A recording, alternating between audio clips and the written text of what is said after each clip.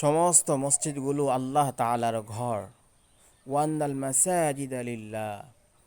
সেই মসজিদগুলোর মাঝে আমরা আসব, নামাজ পড়ব এবং সমষ্টিগতভাবে জামাতের সাথে আমরা সেই মসজিদগুলোর মাঝে নামাজ আদায় করব।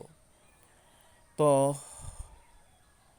মসজিদ, সেই মসজিদে প্রবেশের সময় কিছু আদব রয়েছে। মসজিদে প্রবেশের পূর্বে আমরা বিসমিল্লাহ পড়ব, দুরূদ শরীফ পড়ব এবং দোয়া পড়ব। এভাবে বিসমিল্লাহি ওয়াসসালাতু ওয়াসসালামু আলা রাসূলিল্লাহ আল্লাহুম্মা ইফতাহ লি আবওয়াবা রাহমাতিক।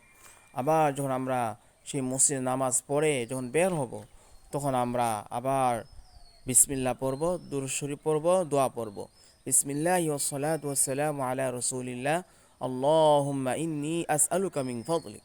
তাছাড়া মসজিদে যখন আমরা প্রবেশ করব, তখন ডান পায়ে আমরা মসজিদে প্রবেশ করব এবং যতটুকু সময় আমি থাকি না কেন সেই সময় আমি এতেকাফের নিয়ত করব। আর যখন আমি মসজিদ থেকে যখন আমি বের হব, তখন আমি বাম পায়ে বের হব এবং ডান পায়ে জুতা আগে পরিধান করব। তো মসজিদের মধ্যে গিয়ে অযথা কথাবার্তা না বলা, জোরে জোরে আওয়াজ না করা, কোনো ধরনের ময়লা না ফালানো, মাথা চুলও যেন না পড়ে, কোনো ধরনের ময়লা যেন আমরা সেই মসজিদের মধ্যে না ফালাই সেদিকে লক্ষ্য রাখি। ও ময়লা হয়ে থাকলে সেটাকে আমরা পরিষ্কার করার চেষ্টা করি, সেদিকে লক্ষ্য রাখি। যদি কেউ ঘুমাইতে চায় তাহলে মোটা কম্বল মোটা কিছু নিচে দিয়ে তারপরে সে যেন ঘুমায়, সেদিকে লক্ষ্য রাখবো।